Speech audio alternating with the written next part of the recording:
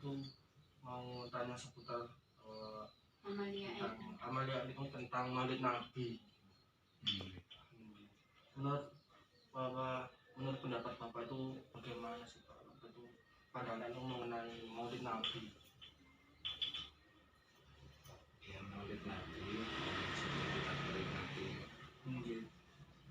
Sebab Maulid Nabi ini kan sudah menjadi kebiasaan dari ulama juga. Dan bahkan ini sudah seluruh dunia. Maulid bukan hanya di Indonesia saja, bahkan di seluruh dunia kalau pas Maulid ini memperingati, baik di Timur Tengah maupun daerah Indonesia. Dan juga perlu kita sampaikan bahwa ada yang mengatakan Maulid ini bid'ah. Kadang kita itu kadang terpengaruh dengan budaya-budaya barat. Bid'ah tidak ada dasarnya. Memang Maulid ini kita peringati hari kelahiran Nabi Muhammad SAW.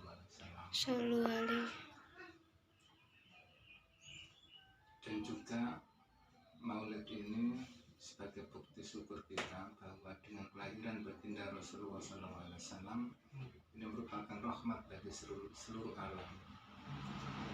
Manusia patut bergembira dengan kelahiran baginda Rasulullah SAW karena terhindar, terbebas dari belenggu kesesatan dan juga terbebas dari terinjak-injaknya hak asasi, sebab karena dengan ambisi dan kedzaliman sebelum Kanjeng Nabi lahir, zaman jahiliyah, bayi lahir lalu dibunuh dengan hidup-hidup. Bayi lahir laki-laki dibunuh hidup-hidup. Dengan kelahiran Rasulullah akhirnya semuanya terselamatkan. Dan bahkan bukan hanya manusia yang patut bergembira, bahkan malaikat, para malaikat, jin-jin, binatang, tumbuh-tumbuhan patut bergembira dengan kelahiran Rasulullah SAW. Dan juga kelahiran Rasulullah SAW ini disambut oleh Allah Subhanahu wa Ta'ala dengan berbagai peristiwa yang amat menakjubkan. Antara lain yaitu runtuhnya istana Kisra di negeri Madain, Iran. Nanti di Iran ada istana yang dipuja-puja. Begitu Kanjeng Nabi lahir, runtuh istana itu. Dan juga padamnya api Majusi. Kalau Majusi itu kan menyembah api. Api bertahun-tahun itu disembah. Begitu Kanjeng Nabi lahir, api seketika itu padam. Dan juga suburnya tanah rengka dan tandus di Samarwa yang dulu padang pasir tidak bisa ditanami, begitu Kanjeng Nabi lahir bisa ditanami. Saking mulianya Kanjeng Nabi. Lalu kita sangat bersyukur dengan kelahiran Nabi karena membawa banyak berkah dan manfaat. Akhirnya kita memperingati Maulid karena memang Kanjeng Nabi itu orang biasa seperti kita juga, makan juga minum juga rumah tangga, punya anak dan lain sebagainya. Tapi beliau makhluk yang mulia. Memang sama-sama kita manusia, tapi manusia yang paling mulia. Makanya karena kita sama-sama manusia diperintahkan untuk mencontoh. Wajar manusia disuruh mencontoh manusia. Kalau titik disuruh mencontoh kambing ya tidak cocok, tidak selevel ya. Iya.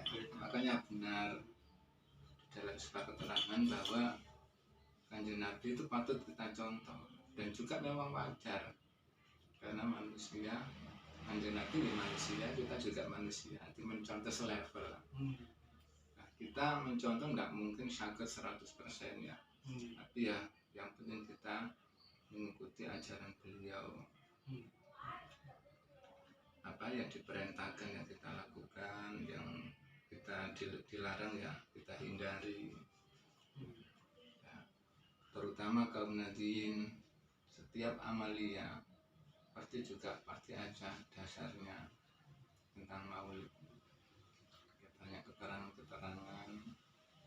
bahwa Maulid ini kadang apa kita laksanakan karena kita apa saking senangnya mahabbai Kanjeng Nabi niku luar biasa.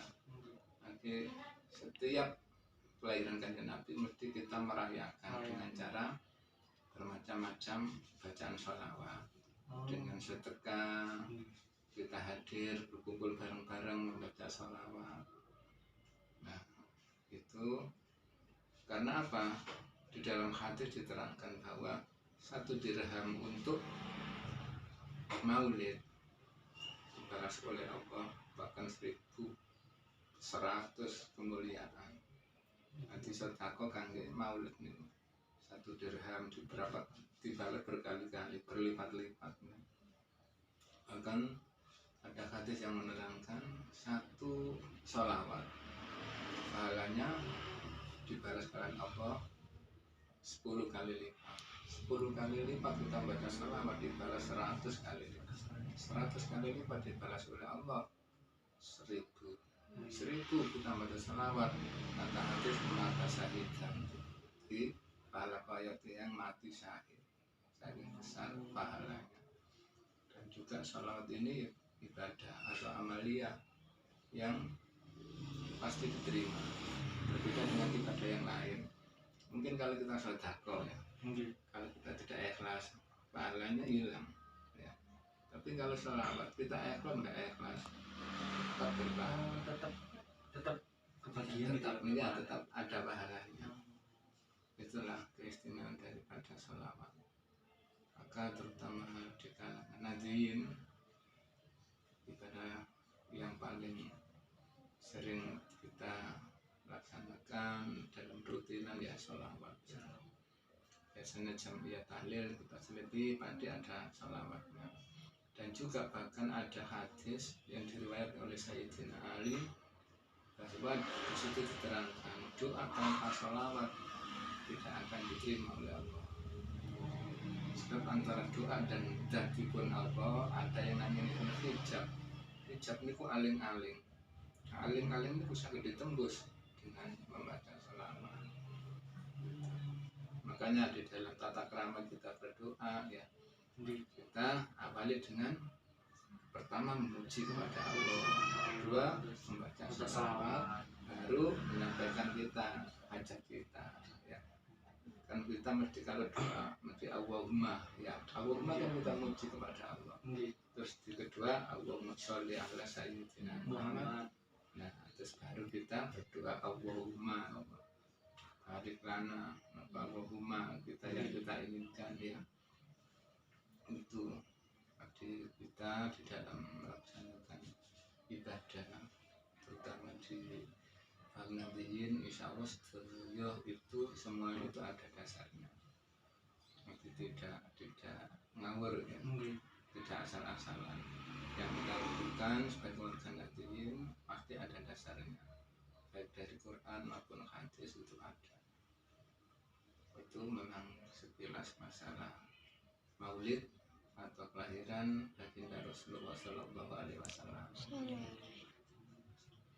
Terus setiap daerah itu beda perayaannya ya Pak. Nah kalau di desa ini tuh maksudnya kayak ada. Kalau ya sekarang kan soalnya kan ya juga lagi pandemi Gitu. jadi nggak bisa kayak yang sebelum pandemi yang kayak alami gitu. iya. Kalau di sini mayoritas warga desa Tembel ya mayoritas. Biasanya kalau Maulid itu kita kumpul di masjid atau musola ya, dengan membawa buah-buahan 1 ember dan juga dengan nasi 1 ember.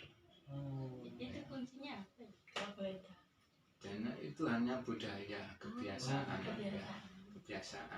Juga ada lagi kita hadir dengan membawa kotaan nasi. Ya, 1 orang bawa semampunya, duduk bareng, baca sholawat, terus nanti kita makan bareng-bareng. Kita makan bareng-bareng, ada di sana kita bawa gelang, jangan tukar. tukar. tukar anu. Iya. Jadi ada lagi yang sistemnya buahnya itu enggak satu ember, hanya satu jenis diplastikin, tapi dibawa ke satu tempat, kita duduk doa bersama, nanti dibagikan rata. Jadi itu budaya. Jadi lain desa mungkin lain. Bahkan yang sini dulu sebelum pandemi, kalau maulid ini buahnya itu satu ember besar sampai tidak kuat ya dengan bawah sangat berat Besaran ini. hampir senilai 300-400 satu ember. Itu Ya. bos aja. Pisang ini dua cengkeh, satu semangka bungkul, yang garbus bungkul. Itu terserah ya. Iya terserah. Yang ada di pasar itu ada apa saja. Bisa sampai 10 macam. Bisa 10 macam. Bisa bahkan lebih. Pokoknya yang ada di waktu ini ada musim apa. Iya. Itu dibeli semua. Walaupun sedikit kemudian setengah kilo atau 1 on, atau seperti anggur itu. Ini sampai numpuk 1 ember. Terus itu orang satu bawa dua macam buah. dua macam, yang satu buah, yang satu nasi. Oh. Biasanya nasi kuning. Oh, nasi kuning. Kalau nasi selain nasi kuning biasanya nggak apa-apa itu. Nggak apa-apa. Itu hanya apa? Kebiasaan kalau maulid biasanya nasi kuning. Tradisi ya. Ini tradisi. Kan zaman sekarang banyak yang berpikiran Islam itu modern.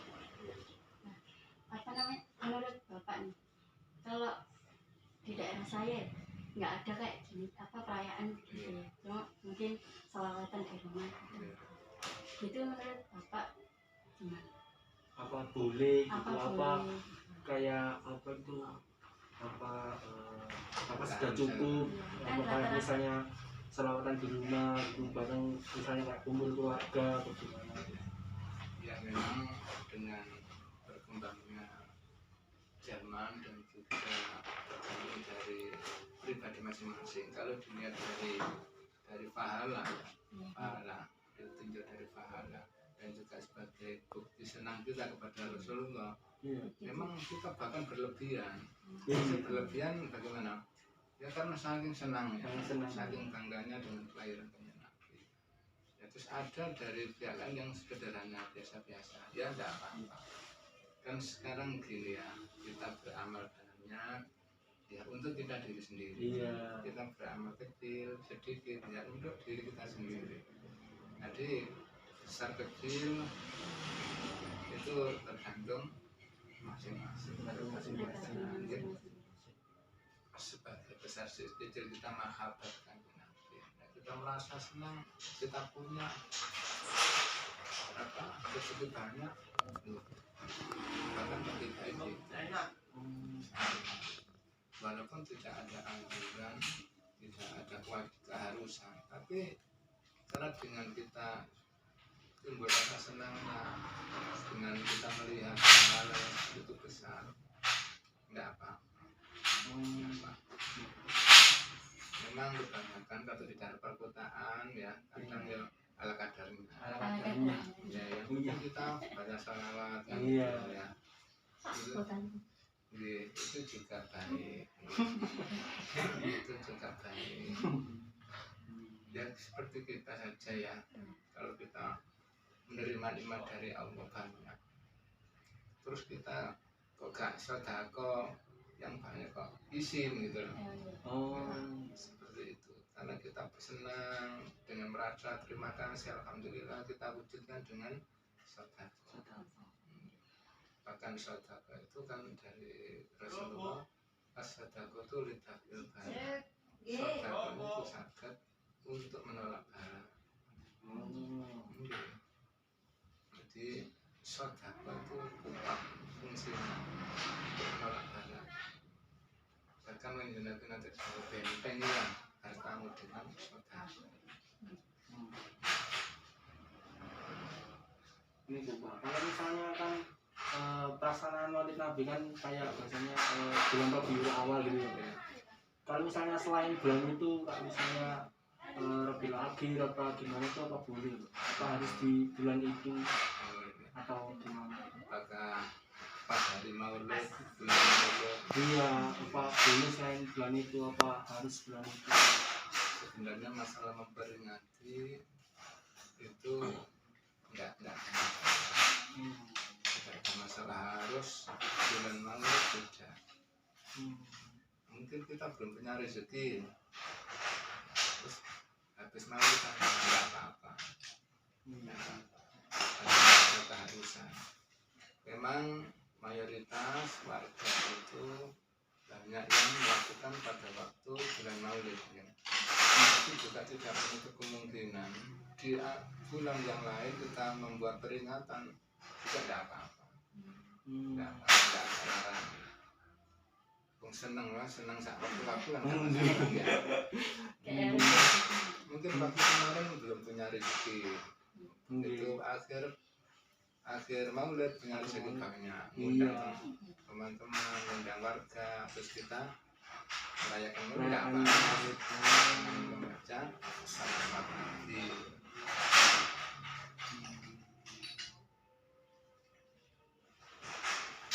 Kalau misalnya itu Pak, kan kayak Maulid Nabi itu kan kayak ada yang pahamnya itu ada yang kayak pernah dijelaskan di Al-Quran, di Al-Hadis, tapi kayak ada paham lain kalau Maulid Nabi itu yang kayak bid'ah gitu, kayak tidak ada penjelasannya.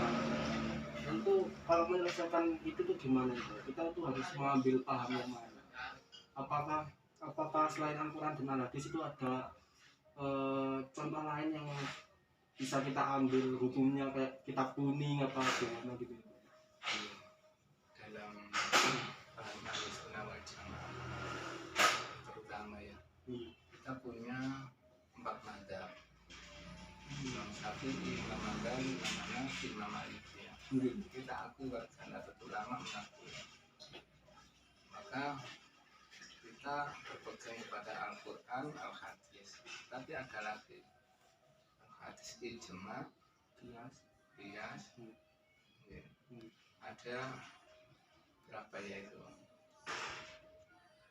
Al-Quran, Hadis, ijma, qiyas, terus ada lagi. Ya itu kadang ada paham lain yang tidak mau.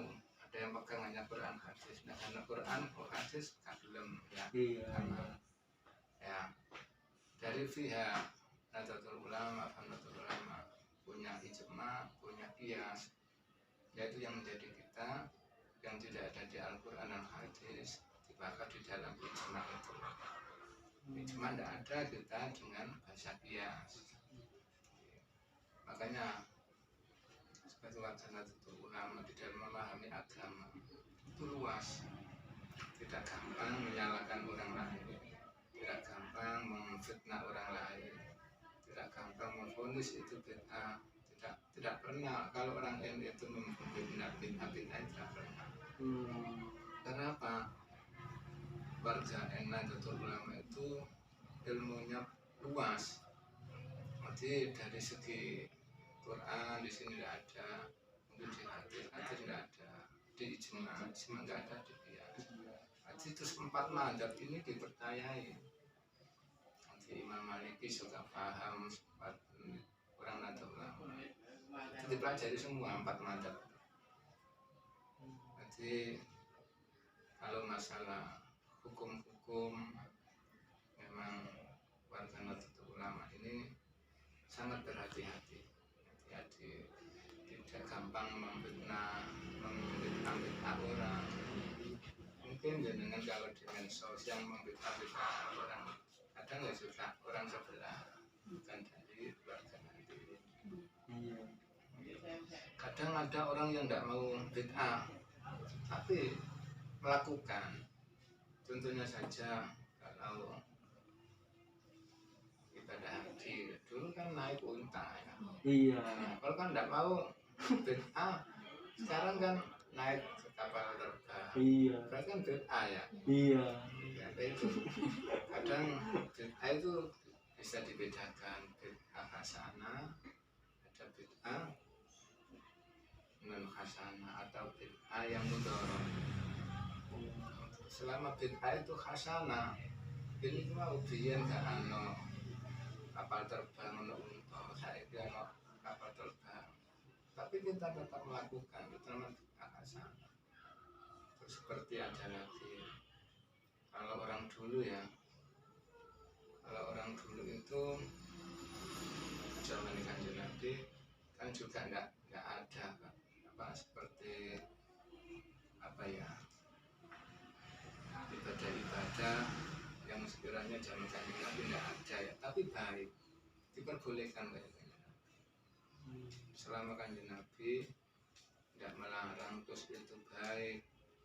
Terus kan di zaman Rasulullah, setelah Rasulullah wafat itu kan para sahabat juga seperti Al-Quran. Zaman Kanjeng Nabi enggak ada Al-Quran, masih belum tersusun kan? Belum tersusun ya, di kulit-kulit di apa kulit-kulit pohon ya.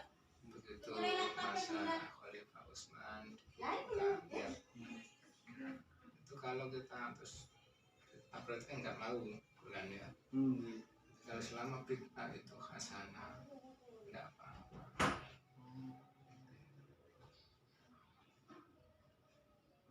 Lalu apa di zaman sekarang bagaimana cara mempertahankan minat anak-anak untuk mengikuti kayak perayaan kayak gitu, kayak Maulid Nabi gitu. Iya, kan kadang tetap terus kan kayak apa, kayak zaman semakin modern kan kayak wes kan kayak susah gitu loh bakal di zaman sekarang ini. Tapi mungkin paling banyak itu kayak ikut di festband gitu Pak. Itu yang paling banyak anak mudanya daripada yang di masjid yang hanya di baan. Terus ada nasinya itu kadang kan cuma ibu-ibu aja gitu sama bapak-bapak. Jarang ada anak muda. Jarang ada kayak kalangan muda Iya. ikut gitu. Iya, memang itu yang mungkin selama ini terutama di daerah-daerah perkotaan ya, bahkan di desa kadang seperti itu. Makanya mulai untuk mengantisipasi hal seperti itu, sekarang MI ya madrasah ibtidaiyah digencarkan sekarang, diadakan maulid ya. Bahkan hampir setiap MI ma'arif itu tidak hanya 1 hari 2 hari, bisa 3 hari. Nanti pertama dibuat maulid, dibuat pasar, yang kedua, yang ketiga acara pembacaan salawat Nabi. Nah, itu untuk membentengi amalia termasuk maulid itu. Waktu dari usia dini kita tanamkan juga di TPQ juga mengadakan. Itu juga mengadakan maulid walaupun kecil-kecilan. Itu kadang diadakan lomba baca salawat pada puncak akhir diisi dengan maulid. Insya Allah masalah untuk generasi yang akan datang dan generasi yang kecil-kecil itu berarti menurut cara membentengi ya dengan cara seperti itu. Di TPQ di madrasah diadakan maulid. Jadi kayak di pendidikan sekolah Ya. gitu. Dimulai dari MI terus bahkan di TK, TK, MI, terus tingkat SMP, SLTA, bahkan pondok-pondok pesantren dilaksanakan. Untuk tujuannya apa? Untuk mengawal ya, untuk supaya generasi yang tidak pada punah dengan maulid.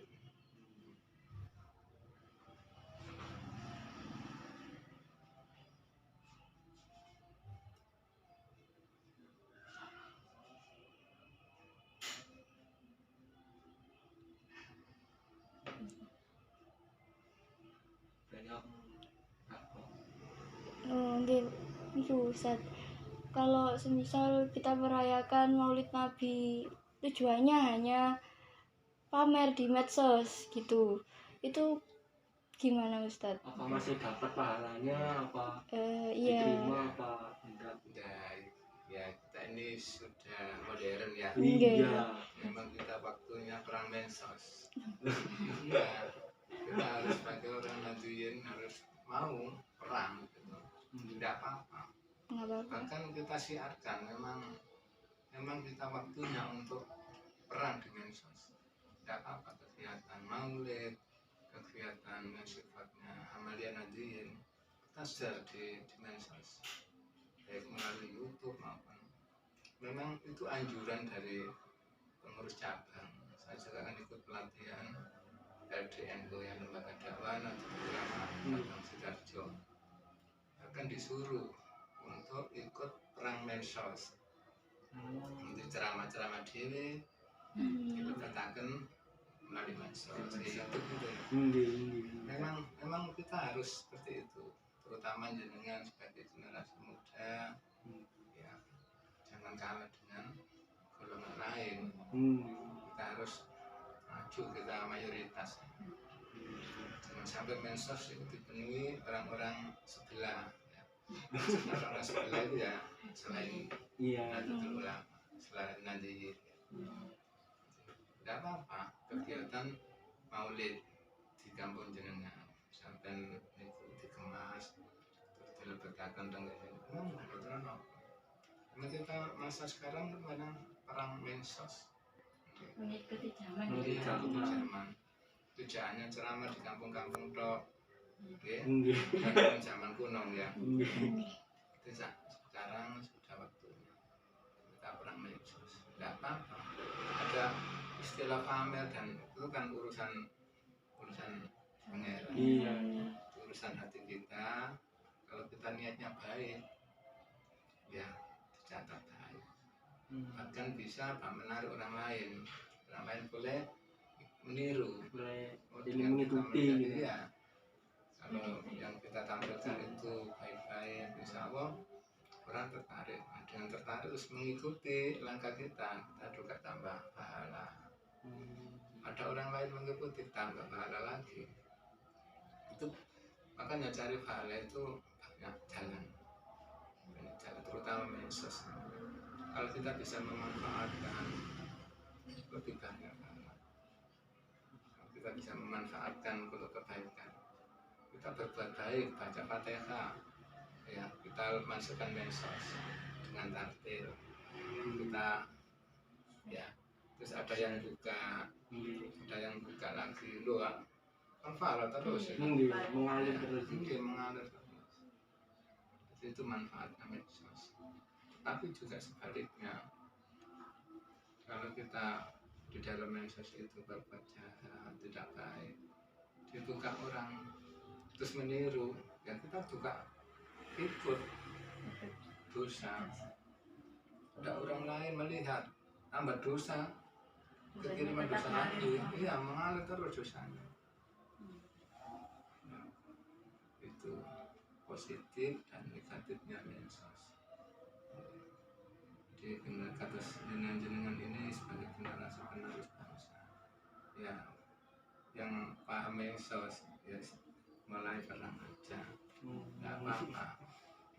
Kita kebaikan Nahdliyin, warga Nahdliyin ini memang share nggak apa.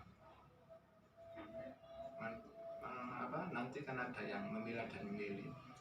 Yang baik kita pilih, yang jelek tidak bisa dipakai. Itu kan kadang ada yang kayak Memang kita beda paham ya. Yang penting kita ini lakum dinukum waliyati. Bagi agamamu, bagiku agamaku. Kene ya enggak aru-aru niku, kono ya cara aru iki. Mereka seneng enggak seneng ya urusan beliau, tapi jangan merusak, jangan frontal. Kalau geding dalam hati ya enggak masalah ya. Kok sampai kadang kayak buat sampai buat kekacauan itu enggak boleh. Bahkan negara melarang. Karena apa? 5 agama sudah dilindungi. Iya, sudah dilindungi negara. Jadi apa hukumannya ya di pemerintah nanti yang jadi kita sebagai pelajar nanti gak usah sebentar, gak usah berarti ada komen kok kalau makan kita nggak usah kita perhatikan, tetap aja kita kirim berita-berita yang istiqomah mau ini ya. Memang saatnya ini. Jadi makanya apa? Sebenarnya orang Nadiyin itu yang ada di atas pejabat-pejabat itu pandai-pandai. Aplikasi itu di dalamnya banyak untuk membayar listrik, bayar token, beli belanja di toko sudah tidak pakai uang, pakai kartu. Bisa ya Pak? Bisa untuk belanja dan lain sebagainya bisa. Mungkin kalau dengan coba nanti ada di situ ya Playstore dengan tombol dengan ketik Kartanu, nanti kok keluar semua aplikasinya itu untuk belanja, untuk segala macam, beli bahan bakar aja nanti nggak pakai Pak. Untuk transfer uang sudah bisa. Tapi kemana-mana nggak pakai, nggak bawa uang. Merupakan ajaran-ajaran. Iya. Ini memang apa ya? Makanya Islam itu kan dinamis, berkembang, mengikuti perubahan zaman. Makanya ya, Islam itu nggak bisa kolot. Makanya apa, ada pondok salafi, ada pondok modern ya.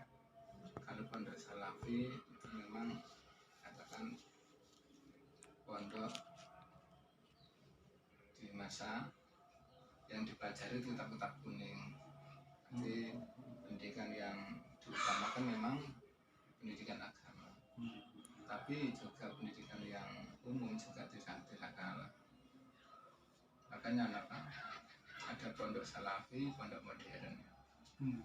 Walaupun zaman berkembang gimana, tetap kita bisa mengikuti. Karena sifatnya apa? Dinamis. Agama itu dinamis, bisa mengikuti perkembangan zaman. Tapi budaya-budaya yang lama tidak bisa kita tinggalkan, tetap kita lestarikan. lestarikan.